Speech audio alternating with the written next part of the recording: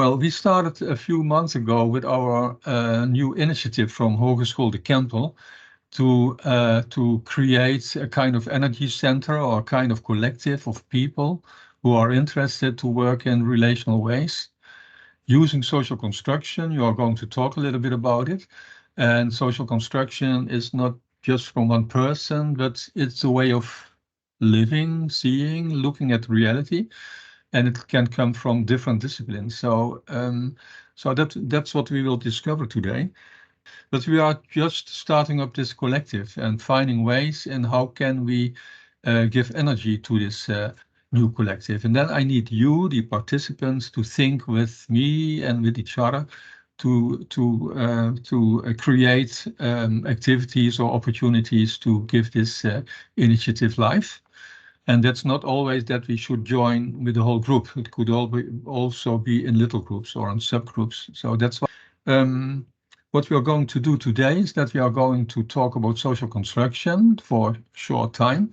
The main topic for today is relational engagement. And for this, I sent you also this translated video clip from Sheila so that you already have some understanding and that you also perhaps have some questions about this so that we really can have a dialogue about this. But let's first give a word to Sheila. Sheila. Yeah, thanks, Luc. And thank you to all of you for being here. It's really nice to be here as, I guess, a representative of the TAOS Institute. I'm a co-founder and vice president of the TAOS Institute, and I'm a retired professor of communication. Young retired, of course, yeah. I don't think you are retired, Sheila. Yeah, well, it doesn't feel that way. You fly over the whole world, I think. Yeah, true.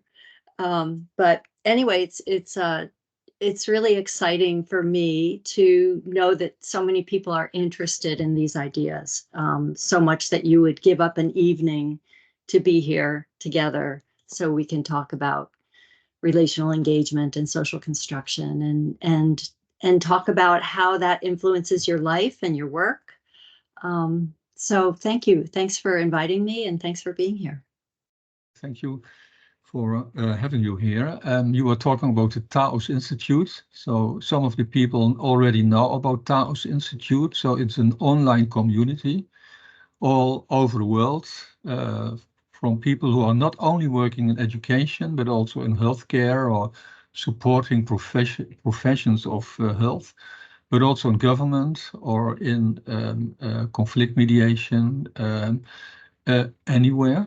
But they all have this same way of working. How can we respect other voices and differences in the best ways, and taking this as a starting point instead of saying that we have the truth and the other have not. So you will talk about this. So it's a very large community, and Hogeschool de Kempel and our research department, KOC, is working with these ideas. And that's also why we want to create this collective in the Institute, but also in the region or in the Netherlands. And also we want to make this philosophy, which mostly is written in English, we want to translate it also in Dutch so that it is more accessible for people who are more easy to read the Dutch. And therefore, at this moment, we are translating some books with our research departments. And one of the books is Invitation in Social Construction, an important book from Ken Gergen. And good news, last month we talked with the publisher, Saga Publishers, and they agreed about the copyrights, so that there are no problems with copyrights. So we are free in translating the book and making a wonderful book of this. So we will keep you updated as soon as we are ready. It will be at the end of the calendar year, I think, so it takes some time. But the people who are translating are very enthusiastic about it, and I think that's an important step also. Yep. So it's like Star Trek, beaming back in this big room again. Before we go further, perhaps it's nice to share some things you want to share. You had discussions with each other, other things I didn't hear, perhaps. What do you want to share?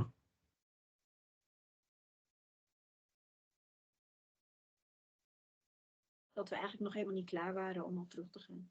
Oh yeah, so you were not, or you were not ready to come back. That's always difficult when you have this teams meetings, and then suddenly you are pulled out of this conversation. Yes, yeah, that's how it goes, of course. But that's a good sign when you are not finished. Then we can go on further on other moments. I see Nick. Nick. Yeah, we also talked about social constructionism, that we got the basics of it. But if you really think about it a lot and you go deeper into it, that it can be very complex, especially with the videos, for example, with Kenneth Jurgen, in which he explained social constructionism in detail, that it could get very complex, and that we would hope to get some more practical information today to understand the concept a little bit better. Well, that's a very good question, Sheila, to start with. I know, soon. it's great. Yes. Thank you, So Nick. our hope is to you. Well, that's a good comment, Nick. Are there other important things you want to share from the other people? I had a nice talk with Sheila, and we were the two of us, and I learned that it's magical that we find each other here on this very moment with an open mind and an open heart to connect. And to connect because we want to be fair to the world and to create something. And well, we discussed more details and whatever, Sheila, but well, that's for me important to realize, and just being there and trying to be open and alert, watching, feeling, that's enough. Hey, thank you. Thanks. Jacqueline, for sharing. So that's also the experiment with this Dutch Energy Center or collective, where we don't know where it goes to. But when you try nothing, then nothing will happen, of course. But then this could already be a good result, I think. You know, how open are we to other people or people who think very different than we think? And that doesn't mean that we need to agree. And Sheila will talk more about this. Peter, I think. Job. Ja, Peter or Job? Ja, Petra. Petra, inderdaad. Yeah. Well, with Marion and Theo, I was in the group, and we discussed the gap between practice and theory in relation with doing research, and that doing research is comprehended in many different ways. So that's what we discussed, and we were wondering how we can get the support from all of our colleagues. Yeah.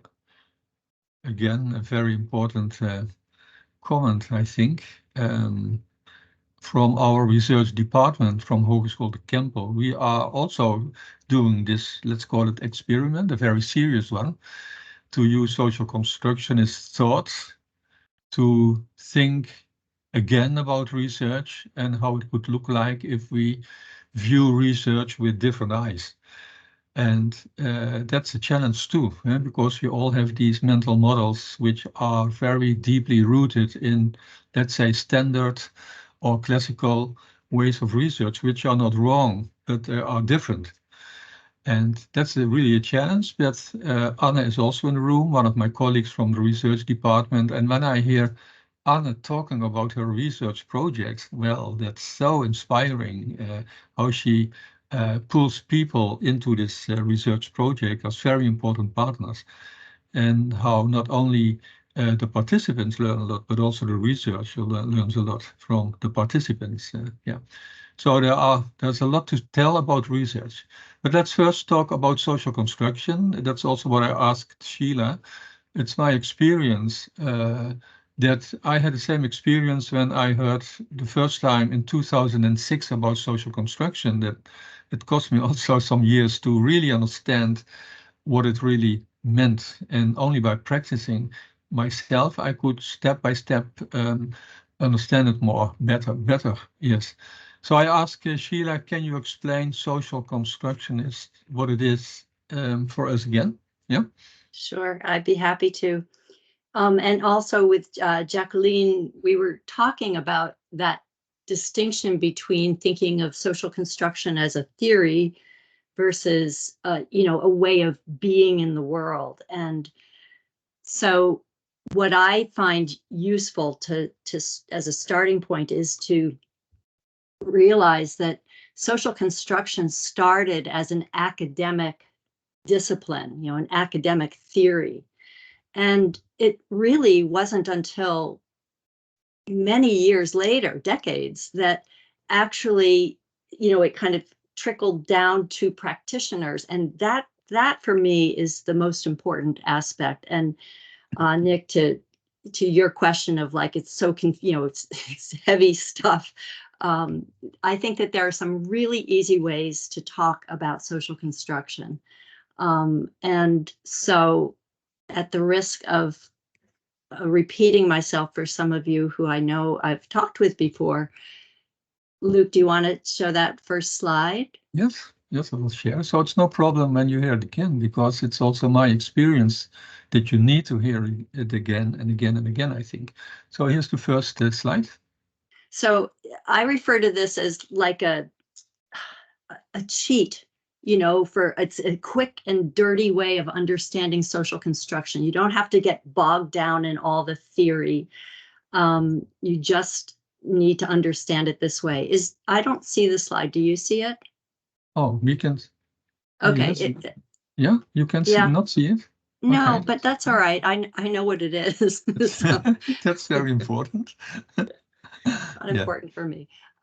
So this is my way of explaining, and for those of you who had the opportunity to look at the video, it also will kind of explain some of what I talk about in that video.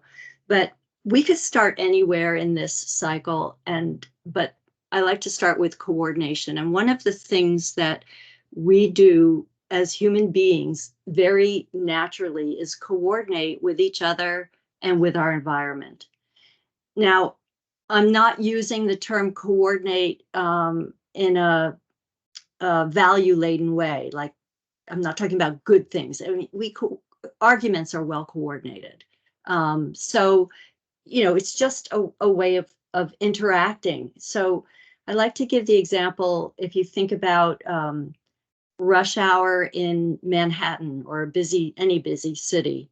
At the end of the day, when everybody's, you know, walking down the sidewalk or all the cars are driving, and it's kind of chaotic, and there's a throng of people, but everybody kind of makes their way. You know, no one is, you know, you might brush by someone as you're walking, but like no one's lying bloody on the sidewalk because, you know, someone banged into them. So we coordinate in a kind of easy way as people interacting and with our environment as well. But one of the interesting things about coordination is that very quickly the ways in which we coordinate become patterns. So just think about, you know, what do you do in the morning? You know, you have your routine. We all have our routines. What do you do when you first get to your place of work, you know, to your office or wherever it is that you work? You might have a certain pattern that you engage in with your environment, but also with other people. So, you know, another example I like to give is of my students when the semester begins and they come the first day of the seminar and they take a seat around the table and they're coordinated around that table and with each other. And the second time we meet, I come in and they're coordinated, that, you know, they've sat around the table the same. The third time, they're always in the same seats. I never tell them to sit in the same seat, but they have this pattern that they've established, you know, in just one or two meetings. They've created this repeated pattern. And some always have a pattern of changing where they sit all the time. So that's a pattern as well. So from our basic ways of coordinating in the world, we very quickly establish patterns. And those patterns bring along expectations. So if this is where you sit in this seminar and you come in one day and someone else is sitting there, you're going to kind of notice that, right? You're going to think to yourself, that's my seat, you know, you may not say anything about it, but you notice that the pattern has been interrupted. You had an expectation that the pattern was well coordinated with others.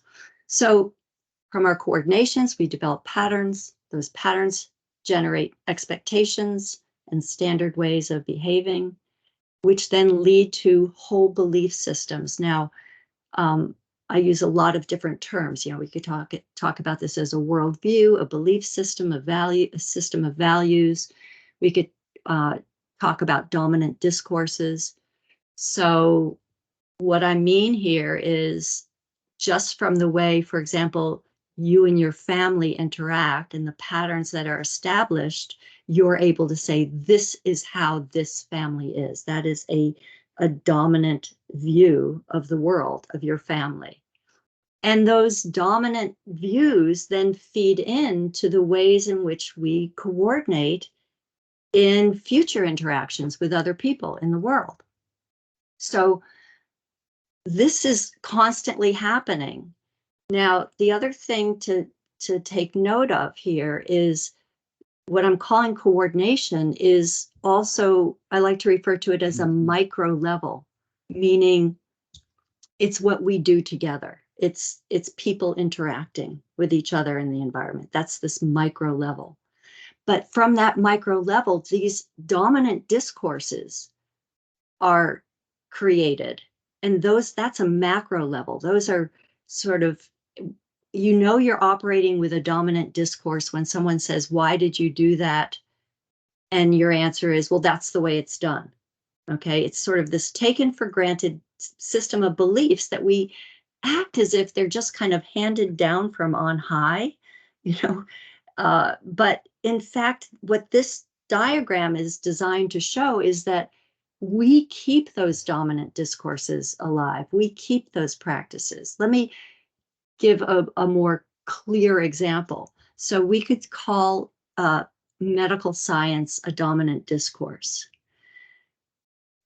We, at the micro level, every time we don't feel well and we go to a medical professional, we are part of keeping the dominance of the medical discourse alive. So we can't separate ourselves. We can't say, oh, those bad politicians who, do X, Y, and Z. We have to look at what we are doing that helps maintain and allows for the perseverance of dominant ways of being in the world. And also we can notice that if that is the case, that our actions keep these dominant ways of being alive, then our ways of acting can change those ways of being. So again, let's say the medical model, if everybody stopped going to medical professionals when they didn't feel well, the medical profession would cease to exist. It would certainly cease to dominate. Okay, let's say we all went to spiritual healers instead. Okay, now, that's a ridiculous illustration because not everybody's going to do that. But it's just a thought experiment to realize that our own fingerprints are on these very big worldviews and set of beliefs and values, that we are part of keeping things alive. And so let's connect this then back to practice and social construction as a way of living. If that is the case, that we are part of creating different views of the world, different values, different belief systems, then we can constantly be asking ourselves, is this something that I want to continue to support? Or is this something that I could try to invite others along with me to shift and change?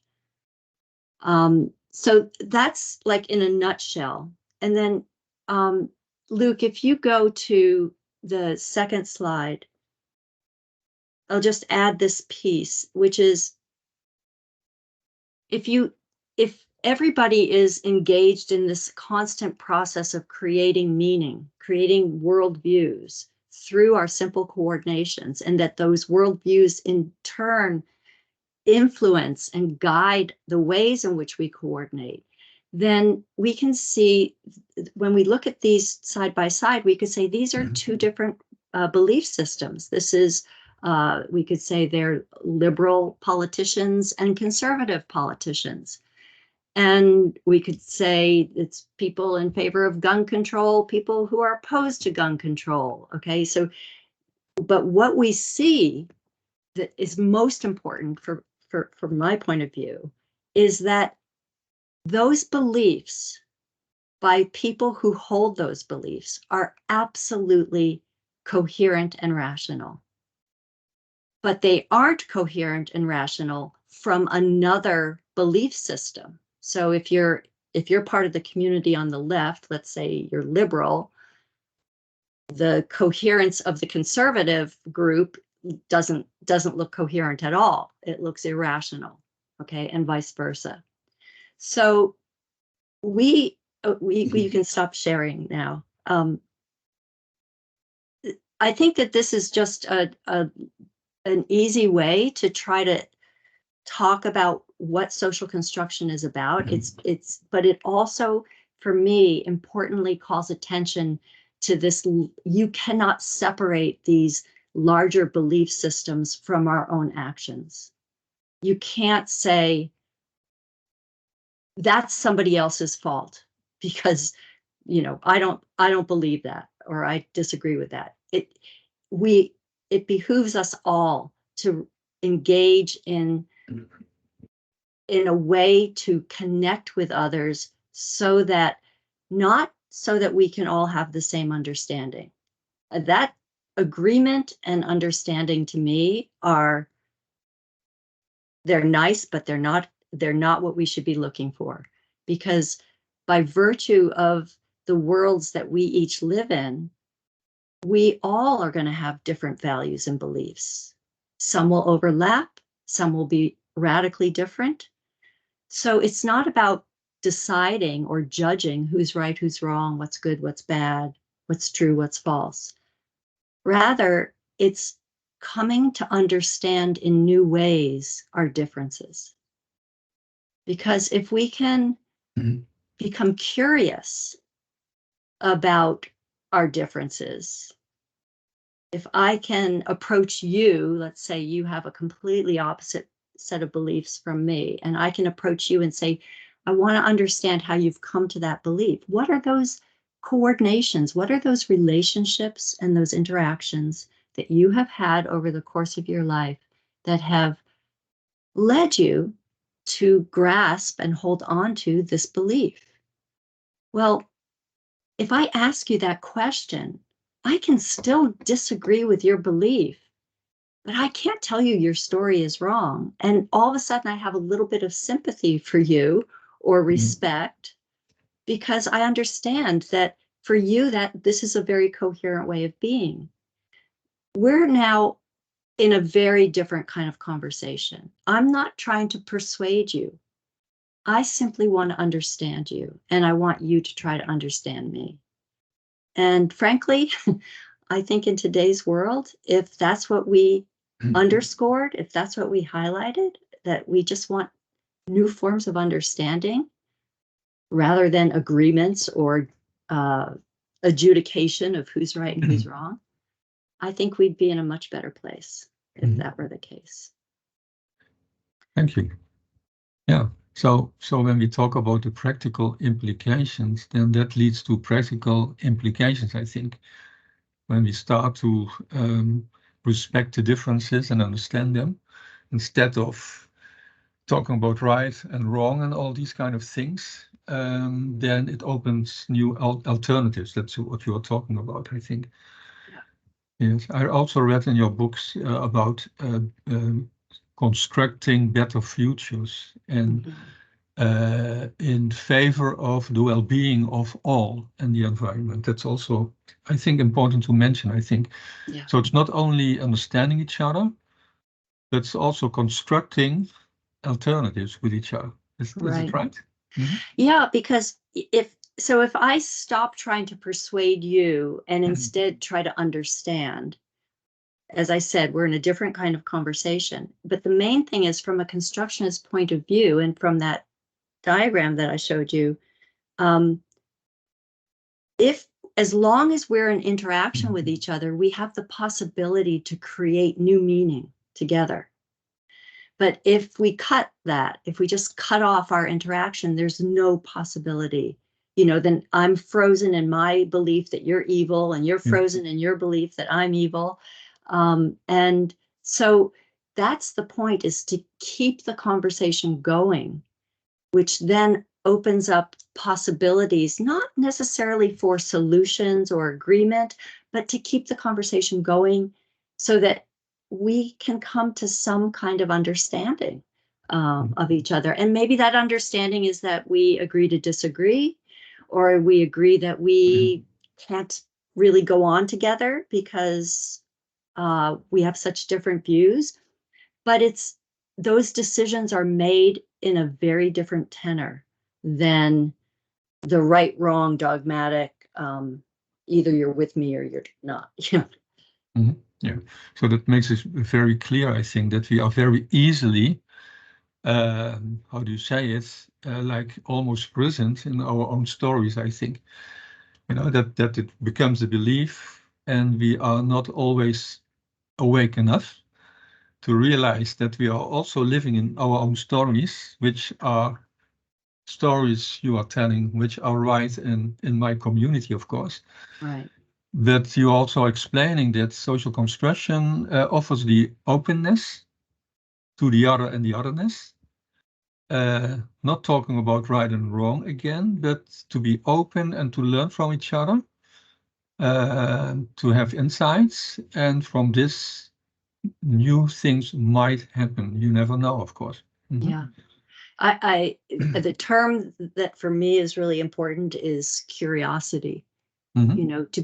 Instead of going to that knee-jerk response of judging and evaluating, that we become curious. So the minute I'm confronted with difference, I've trained myself to be curious instead of judgmental, to sort of say, oh, wow, that's such a different way of thinking than I have. Can you tell me about that? I want to know. And that genuine curiosity, not a, rhetorical curiosity. It's difficult to find the name, of course, but I do understand what you are talking about. So I think also for the participants today, it's very important to reflect sometimes when you're working or in private life, to think about this very easily judging, what we all do, I think, checking, is the story the other person is telling, is it right or wrong from my opinion or from out my story?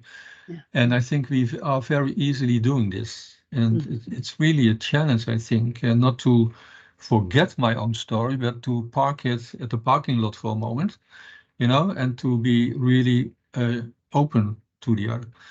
So yes, so that's nice. Let's see. Yeah. Let me just add one tiny little piece to that, because what you're talking about, Luke, is this incredibly important aspect of social construction, which is self-reflexivity.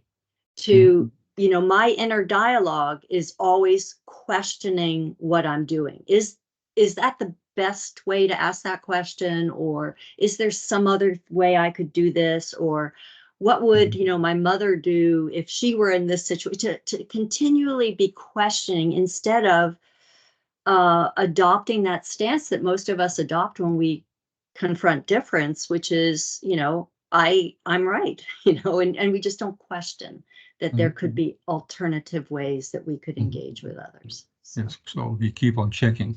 Yeah.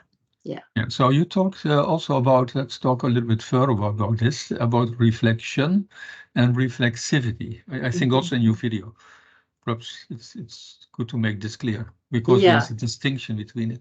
Yeah, there is. So reflection is, I would say, you might reflect on a conversation you've had with someone and say, you know, oh, that was a nice conversation, or oh, we had a good dinner together, or, you know, that's just a reflection on. But reflexivity is questioning your own certainty.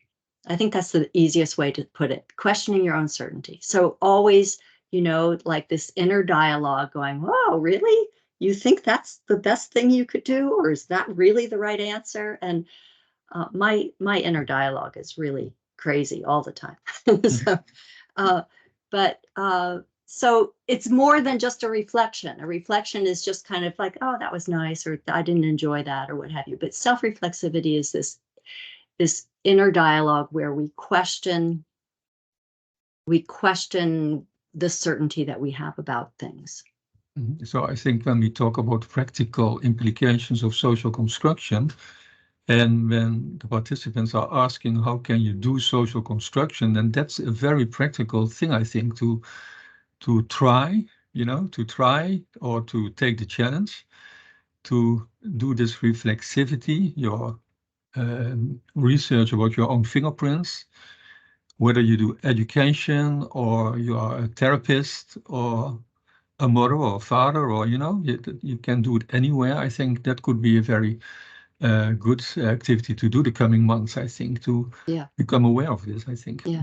I mean, you know, I think about, because we've all been in this situation, certainly I have, where, you know, let's say you're in a committee meeting and you're discussing like the best way forward for the curriculum or whatever, you know, and, you know, you have this idea and you're passionate about it. And so, you know, you're starting and you're halfway into like bombarding your colleagues with your ideas, and self-reflexivity kicks in. You go, oh, well, then you say, well, maybe that's just an idea, you know, and that opens the space for others to join in, you know, then, and so it doesn't mean not having a perspective or not having a belief, but it means just being sure to allow space for others' beliefs and values to enter into the conversation.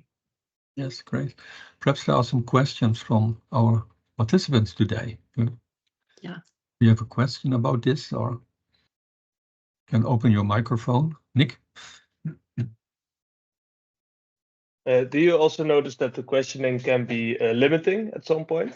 Because I can imagine that at some point you can get like a sort of question loop and just keep questioning yourself, and it limits your productivity in some way. Do you notice that? Yeah, I mean, I think that there's, I like to really push on this idea because in my experience, all of us who are professionals have been trained so diligently that we always have to be competent and know what we're doing. And so I'm trying to undo that. I'm trying to deconstruct that if you're really a good professional, you have a lot of doubt about what you do. And we all think that, don't we? We think, you know, oh, I'm a flop, you know, I'm not really as smart as everyone thinks I am, or what have you. So anyway, so I think, yes, you're right. It can get in the way sometimes. It's okay. You know, I mean, this is not something you want to do 100% of the time. Sometimes a good argument is just a good argument and you want to be right, and that's okay. But on the big issues, you know, I think then these are the ideas that really help. Or even after the case, you know, there's people always think like, oh, we've already done this, there's no going back. But you can forget about self-reflexivity, you can forget about being relationally engaged, and you can just argue your point to the other person, and then, you know, at another point in time, go back and say, let's try to do that again. Let's try it over. And that actually it sounds a little crazy, but it is actually an extremely useful tool to have in your back pocket. Mm-hmm. Thank you. Thank you. I see. Yeah. Lisette, you also have a question. Yeah, well, I was wondering, how do you relate social constructionism to identity?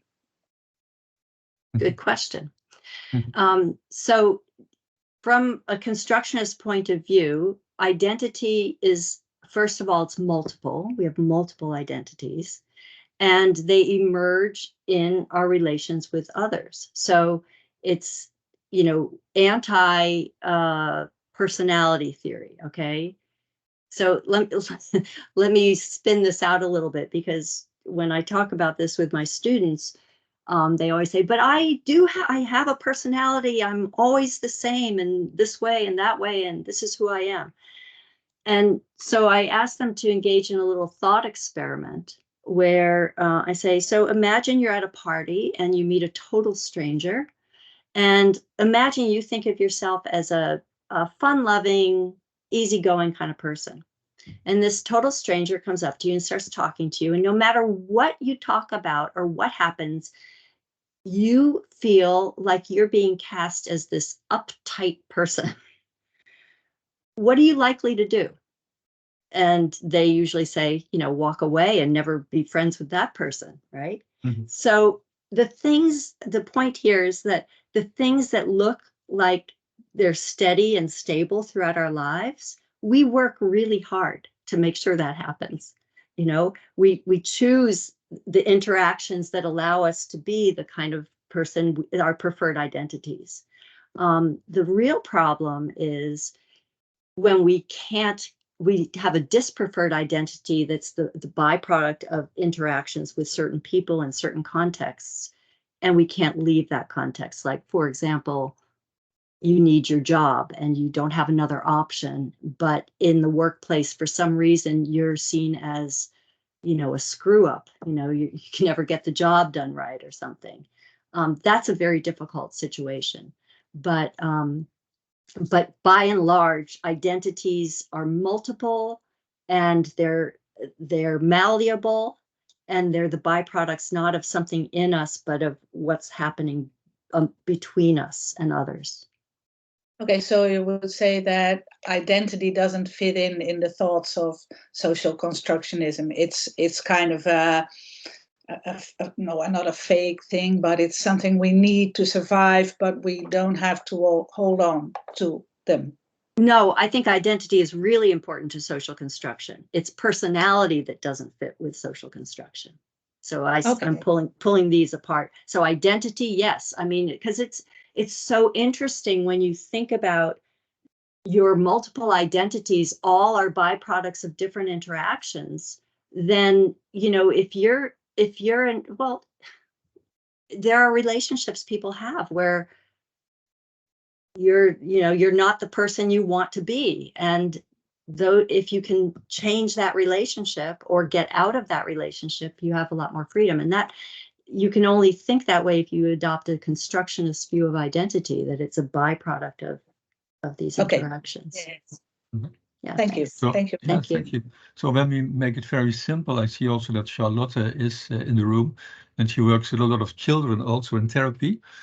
So I think when you make it very simple, a story about identities, and you're working with a child, for example, who thinks I have only this identity, because it's labeled as a problem child, Mm-hmm. or whatever, then you could use this idea, of course, also for this child, and perhaps Charlotte is doing this. How would it be when you would be another person or even an animal or whatever? Yeah. How would you then react, or which qualities would you use then? Something like this, Yeah, I have a great example of that. I just had I have a PhD student who her research is on adolescents who have been labeled with anxiety. And so because they're labeled with anxiety, they don't have friends, they don't do well in school, they actually don't come to school, a lot of them, because it's too stressful for them. So she is a baker and a chocolatier. And so she has a kitchen. She's also the school psychologist. So she has a kitchen in the school, and she invites these kids one at a time to come and bake with her. And she gives them the cookbook, and they flip through and they pick what they want, and they do it. She only instructs them when they ask a question, and they talk while they're baking, they talk. And then while it's in the oven, they maybe have, a cup of tea or something and continue talking. And then these kids who have horrible school experiences and horrible social experiences, take these cookies back to the classroom and give them to their teachers and give them to their friends. And all of a sudden, this new identity, and even with their family, they take things home and they're not the kid that's always messing up, the bad behavior kid. They all of a sudden have this competence, this ability, this something to be proud of. And so that's a good example of how identities can shift. Yeah. Perhaps, Charlotte, do you also have such an example in your practice? Do you want to share it? I think we have a lot. Yes, you have many examples, I think. It's also nice for Many, Sheila too many. Yeah, well, pick one. Yeah, for example, we tell children, what if you were a magic person, or what if you were this or that animal? We also use our dog in the practice a lot. So we walk with the dog, and we use things in nature to use as metaphors to help children. And yeah, there was a child that wasn't going to school. She was about 15 years, and the only thing he was everywhere in therapy, and she was. Yeah, she said, "I'm not going to talk to anyone anymore," and she said, "But I would like to walk the dog with you." I said, "Okay, then we'll walk the dog." And so the first 5-6 times we just went walking, and just and she had to lead the dog. So that was very difficult for her, because she was not used to take the lead, and she always used several escapes to avoid taking leadership. So we talked about, okay, how can you do it with the dog, and how do you do it in normal life? And the last time I walked with her, the dog was going her own way, and she let the dog lead her instead of she was leading the dog. So I said, okay, what is this representing you? What do you see? And then she said, okay, that's the easiest way and that's only a short time helpful strategy. And now yesterday I got an email from her dad, and he said, she's not coming tomorrow. So I was wondering, okay, I don't know why. And then he texted me, she is in what is een stage? Do her practice. Yeah, do a practice, and she had really this social anxiety, and her father said she's doing well. She's taking the lead, and she's going to the practice tomorrow. I said, okay, I'm very happy that she isn't coming. So let her learn over there, and the father noticed me, I think 3 times. Oh, she always says she doesn't want to come again, and she's always coming to the appointment. She's on time. She's really, yes, she wants to. Yes, she has this inner drive, and now she's gonna, step by step she's finding it. So that's very nice. Just by following her and the dog. It was very helpful. So that was, that's one example. Yeah, it's a great example. Yes, I know Charlotte has many examples about this way of, let's say, broadening your identity, in these multiple beings. And from this, of course, you will look with different eyes to your own reality, I think. It gives a lot of opportunities. So I'm looking also at the time, of course, and I think we are going to the topic about relational engagement. Mm-hmm. So perhaps, I think most of the participants have hopefully had the opportunity to watch your video. And it's okay when things are said double times, but perhaps you can tell something about this relational engagement. Yeah. Mm-hmm. Yeah. Okay. Thank you. Yeah. I mean, so, okay, you can think about social construction as a way of thinking about and being in the world. which requires, I think I would put it this way, it requires being relationally engaged. So there's a lot packed in this notion, okay? In general, the traditional view that we have that is, have you noticed how the entire world is oriented by psychology? I mean, really, the discipline of psychology is sort of our mark.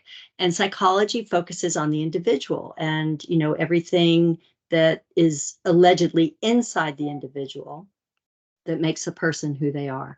And social construction is just completely opposite of that. It's not about things inside of us. It's about out here, what we do.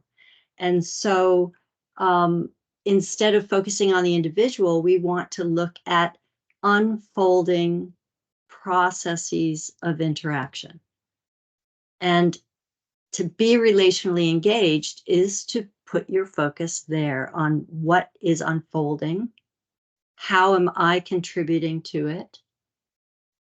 I love there are 4 questions that one of my mentors poses. Barnett Pierce was his name. He says we should be asking, what are we making together? How are we making this? That gets us looking at, okay, the what is, oh, we're making a really good argument here, okay? How are we doing that? Well, what's my part? What's your part? You know, who are we becoming? The identity question. Who are we becoming as we make this? And how can we do this better? And I think those 4 questions are really good illustrations of what it means to be relationally engaged, that you're asking these kinds of questions. In addition, in the video, I know I talk about dialogue as a process that is emblematic of being relationally engaged. So dialogue is a term that's way overused, and I'm talking about a very specific idea about dialogue. I'm not talking, you know, now you see, you know, communities saying, oh, we're having a dialogue on race or on gun control or what have you, but they just mean we're getting together and we're going to have a discussion or a conversation. Okay. But I like the definition by John Stewart of dialogue, where he talks about dialogue as a tensional activity. And the tension is between having your position that you're passionate about, and he calls it letting the other happen to you, which is another way of saying recognizing the other person also has a position that he or she is passionate about. Now, the minute we step into that space, like, I've got my position, I think I'm right. So does the other person have their position and think they're right. All of a sudden, I've already changed my position because I'm recognizing I'm having at least a little tiny space for a different point of view. I'm acknowledging it, I'm recognizing it. So in that tension of dialogue, it opens the possibility for what we were talking about earlier, to be curious. Wow, I just don't think the way you think at all. Can you tell me how you've come to this belief, or why you think that's right, or why that's good, or true or false? So it opens a space. Dialogue is opening that space for being responsive to the other, being respectful of the other, being curious, as I mentioned earlier, and opening the possibility to keep the conversation going so that we can create new forms of understanding, not agreement. I'm not saying, and I'm also not saying that if we keep the conversation going, we're sanctioning a different point of view. I mean, we have limits. There are things we think are wrong. But hammering someone over the head with the wrongness of their beliefs or their actions isn't going to produce any kind of change. However, if I show respect, let's say we're talking about a criminal. If I show respect by being curious and asking respectful questions and listening generously, I'm more likely to create the conditions of being relationally engaged where the other might start listening to me and change. Okay. My intention isn't to persuade the person to change, but if we can establish a different kind of relationship than that sort of judging relationship, evaluative relationship, the possibility for change is much greater.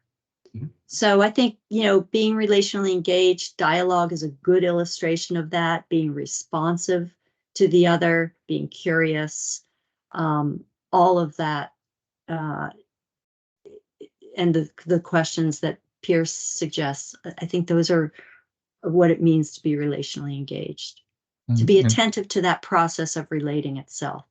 Yeah. Not to the person per se or to any isolated actions, but to the process that's unfolding.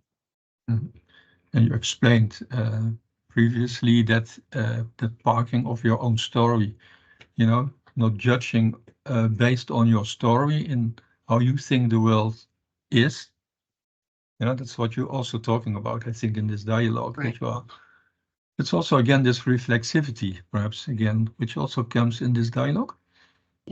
Yeah, absolutely. I mean, reflexivity is the cornerstone of the dialogue, because we probably wouldn't engage in dialogue if we weren't already saying, okay, I have my beliefs, but this person has very different beliefs. Let me try to find out what that's all about, questioning the certainty that my beliefs are the only possible ones that could exist.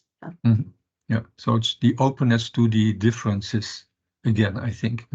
Yeah. Well, let's see if there are some questions from our participants. Are there some questions yet? You also perhaps watched the video related to relational engagement. Do you have some questions or remarks you want to share?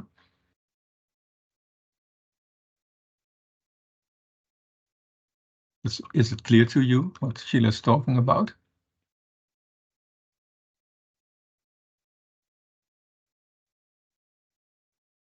Jacqueline? You are muted. Yes, a thunderstorm. Well, so let's see. You can understand. You can hear me. Yeah. Still, okay, that's nice. Yes, I wondered. Also, in the first talk that you did, you said everybody has a longing of being heard, being understood, and well, it's about curiosity to the other. And I think in this world with a lot of oppositional perspectives, that when I try to connect to someone who's really thinking differently, really far from me, from my beliefs, then I've just one method, and that is to try to connect to the other and to understand the other without trying to be heard from my perspective. Because I think just the present for the other, or for the other, I don't know, the thing that might develop or might work is just the open questions and the curiosity itself. So not the subject from my point of view, but just the openness that you can use and that you can demonstrate and feel together. And that's the result. Yeah, I think that if you start there, then generally, in my experience, it will be reciprocated toward you. So you don't need to start by sharing your views, because your own curiosity about the other, it's like curiosity begets more curiosity. It's just, it's going to grow then. Yeah. So my point of view is maybe hidden in the kind of questions that I say or ask, but it's not about my point of view, because I think it's too difficult sometimes to tell it. So just curiosity is a good result when the others feels the space of really telling his beliefs to me. Yeah. So that's really like a kind of attitude or a mindset, all these combinations, skills you need to do this, and a lot of practicing, I think, because it's almost impossible to be 100%, open. There's always something, I think, we are not aware of in these conversations, but to be more open and to be more curious is the first step, I think, to make. And I think, again, social constructions offers this idea of respecting differences as a starting point and not start with right or wrong, And I think that's perhaps one step we can make, instead of first judging and then I want to tell you I respect your difference, but it starts before this all, I think. And it takes some time to practice this, I think. Yeah. I have a list of, relational resources that I think help. And the one that you're talking about now, I put it this way, to avoid speaking from abstract positions.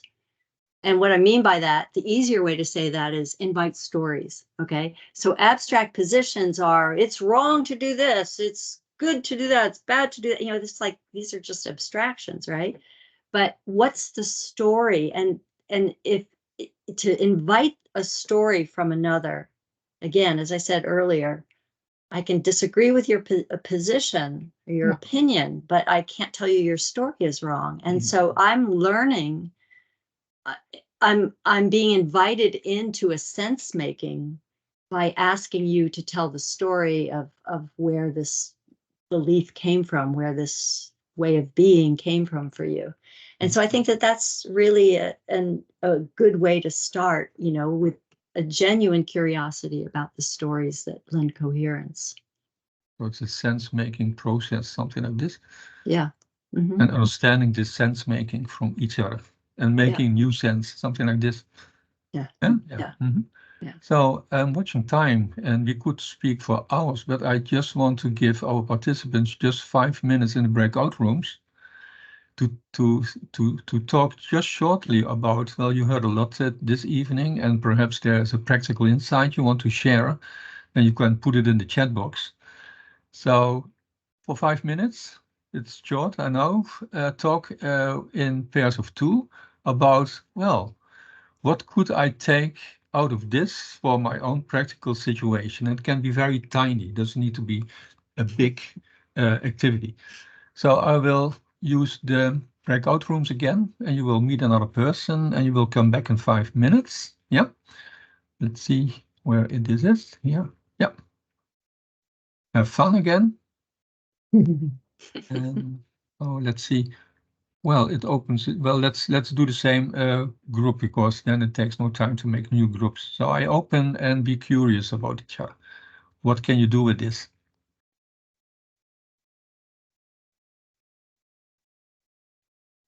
Yeah.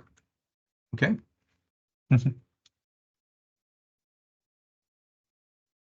Time flies, Sheila. What? Time flies, doesn't it?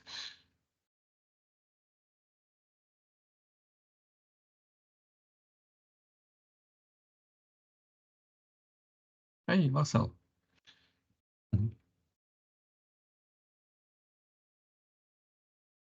Hey. Ik ben aan het deelnemen via mijn telefoon omdat de laptop het niet deed. Maar ik kom niet terug in de... Dan blijf je anders gewoon bij mij, gewoon. Ja, toch? Maar ja, enorm helpend ook voor mijn onderzoek weer. Ja.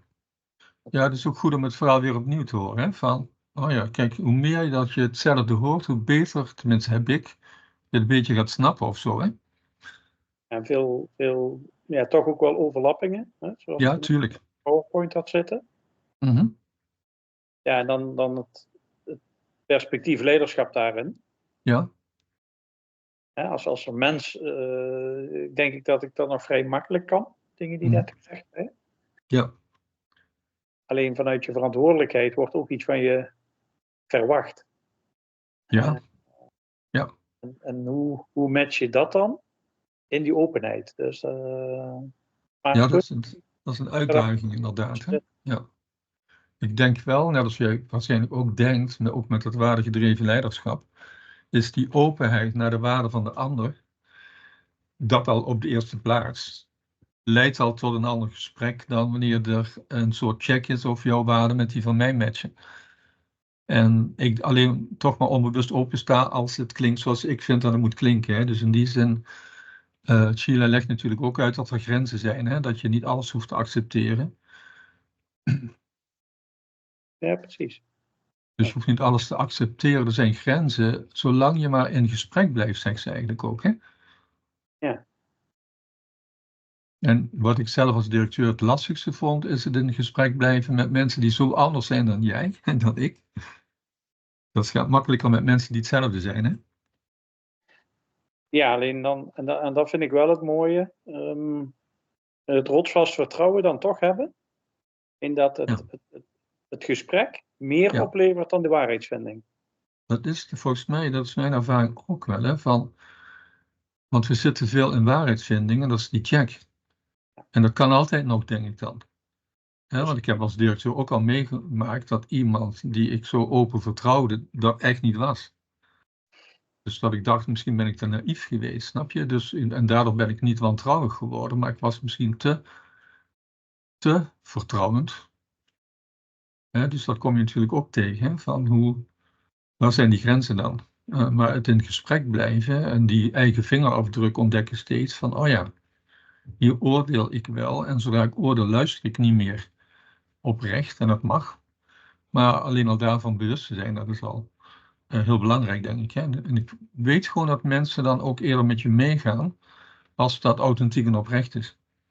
Ja, precies. Dan voelen ze ook al aan. Hè?